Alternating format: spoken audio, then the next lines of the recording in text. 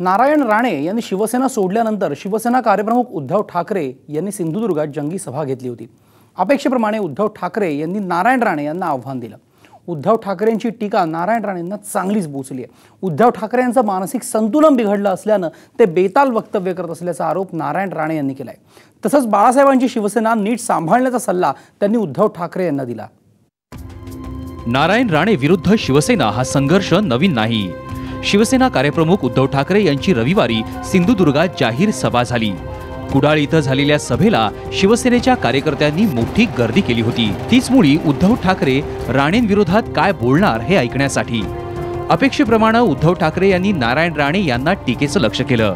कोकणी जनतेची आता सटकलीये, त्यामुळे उद्योगाच्या नावाखाली जमिनी बळकवण्यासाठी दादागिरी करून दाखवावीच असा इशारा उद्धव ठाकरे यांनी नारायण राणे यांना दिला होता।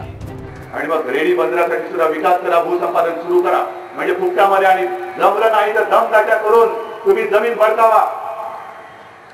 आणि ही एवढी ताकद आज माझ्या समोर बसलेली माझ्या सोबत आहे। हिम्मत असेल तर दादागिरी करून बघा।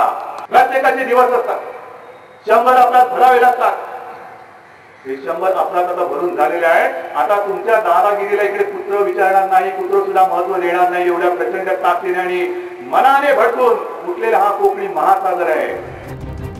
कोकणात नवनवीन उद्योग आणणाऱ्या नारायण राणे यांचा उल्लेख नसते उद्योग मंत्री असा करत उद्धव यांनी नारायण राणे यांच्यावर सडकून टीका केली। हे नसते उद्योग मंत्री जे आहेत, खरं एवढं दिल्लीपासून दिल्लीपर्यंत सत्ता यांच्याकडे असल्यानंतर मोठी मोठी कामं व्हायला पाहिजे। चिपी विमानतळाचा प्रश्न सुद्धा अद्याप सुटला का नाही? मुळामध्ये तिकडे विमानतळ होणार आहे की नाही, का नुसतं लोकांना तुम्ही उभारता आहात? विकासाची स्वप्नावरून तुमच्या तुंबड्या भरता आहात का, हे सुद्धा लोकांना कळायला पाहिजे। उद्धव ठाकरे यांची टीका सहजासहजी सहन करतील ते नारायण राणे कुठचे? त्यांनीही उद्धव यांच्या टीकेचा समाचार घेतला। उद्धव यांचं मानसिक संतुलन बिघडल्यामुळे ते असे बेताल आरोप करत असल्याचं राणे म्हणाले। बाळासाहेबांनी उभी केलेली शिवसेना त्यांनी व्यवस्थित सांभाळावी असा खोचक सल्लाही त्यांनी उद्धव यांना दिला। सर्व विकासाकडे वाटचाल करतोय। इथले जनतेने माझ्यावर विश्वास टाकून काँग्रेसला निवडून दिलं। ह्या जलसी पोटीस असे उद्गार उद्धव ठाकरे बाकी नेत्यांची दखल घेत नाही। नेता म्हणावा असा एक लायकीचाच नाही त्याच्यामध्ये। नक्कीच मी सांगत बिघडली असेल आणि बिघडलेल्या मानसिक स्थितीत असे उद्गार त्यांनी काढले असतील।